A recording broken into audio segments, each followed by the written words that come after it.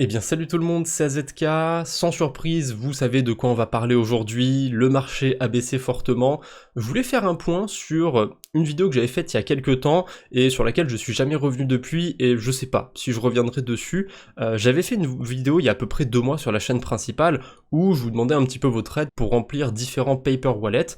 Donc j'en ai fait sur plusieurs thématiques, donc le wallet bon père de famille, un wallet dégène, un wallet entre les deux, il y en a plusieurs que j'ai écrit comme ça.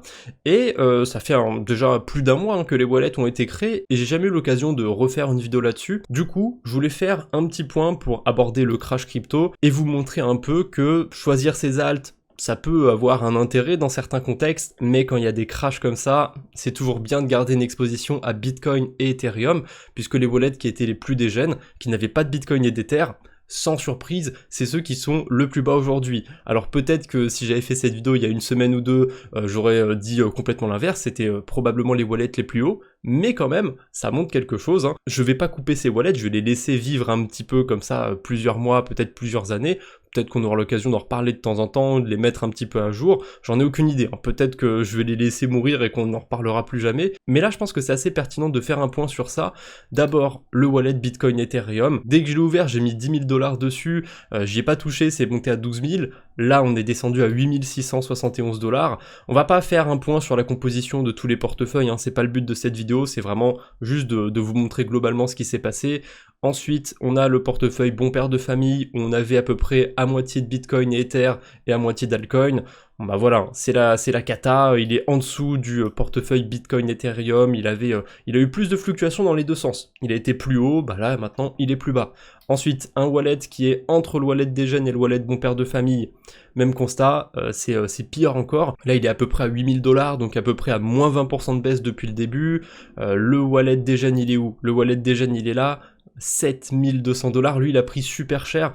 Et c'est pas étonnant, quand on essaye de s'exposer à des alts qui sont plus volatiles, qui sont plus bas aussi dans le marché crypto, et ben si on accepte la volatilité dans un sens, il faut aussi l'accepter dans l'autre sens. Et d'ailleurs ça me fait penser à un adage dans les cryptos et même dans les investissements en général, hein, c'est que ceux qui sont prêts à prendre de grosses hausses, donc à ne pas vendre avant de faire un x50, un x100 ou autre, hein, mettez un peu le multiplicateur que vous voulez, et ben c'est les mêmes qui sont prêts à garder une crypto qui va faire moins 95, moins 99%, moins 99,9%. Ah, c'est comme ça, c'est la vie, hein.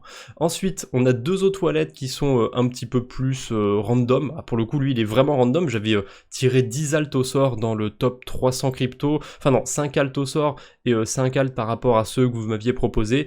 Ils sont tous dans le rouge. Voilà, donc choisir au pif, c'était pas une bonne idée. Ils sont tous dans le rouge. Il y en a qui sont pire que d'autres, les mêmes coins ont pris vraiment cher, et j'avais même créé mon propre wallet en mettant les altcoins que j'avais choisis. Alors j'avais gardé une bonne part d'exposition à Bitcoin et Ethereum, c'est peut-être pour ça que j'ai fait un peu mieux que le wallet random ou le wallet dégène, mais les alts m'ont pas sauvé dedans, hein. Les alts au contraire m'ont plus tiré vers le bas qu'autre chose.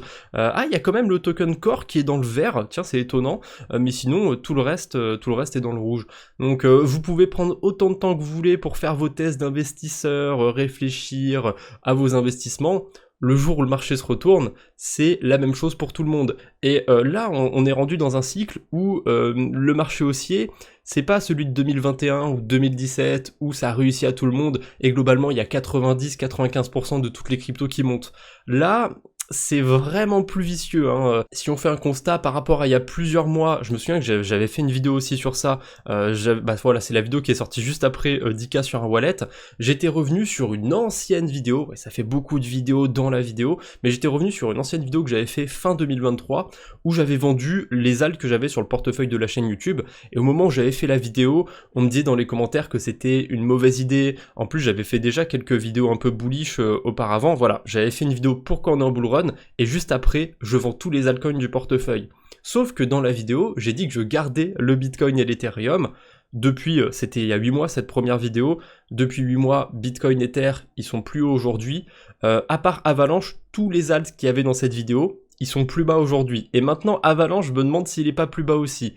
Donc ça montre un truc, ça montre qu'il y a peut-être le bull run qui a vraiment commencé, mais c'est pas comme les précédents cycles, il n'y a pas tous les alts qui vont en bénéficier, c'est surtout sur les nouvelles narratives, et les anciennes, bon ben voilà, elles survivent pour certaines, hein, il y a certains projets qui arrivent à survivre, mais ça va pas beaucoup plus loin que ça. c'est comme ça, il faut accepter que le marché évolue aussi. Et j'ai un dernier petit truc, petit bonus pour cette vidéo, mais j'ai une liste d'altcoins que je surveille, et il y en a un, son prix n'a quasiment pas bougé sur une semaine, il est même un tout petit peu en hausse, c'est le Zen. Et si jamais vous n'avez pas vu cette vidéo, le journal DeFi épisode 2, j'ai fait une petite enquête sur Token Exchange où je parle notamment de cet altcoin Zen. Donc si vous êtes exposé à Token Exchange, allez voir cette vidéo, je vous conseille vraiment d'aller la voir, parce que pour moi c'est pas bon signe d'avoir un token Zen qui tient la baraque. Je vais pas vous spoiler toute la vidéo, ce serait trop long, mais comme c'est un token qui est massivement distribué, son prix devrait plutôt aller à la baisse, donc voir que même dans une phase de crash, il tient comme ça, c'est un petit peu inquiétant, donc je vous invite à aller voir cette vidéo, si jamais vous ne l'avez pas vue.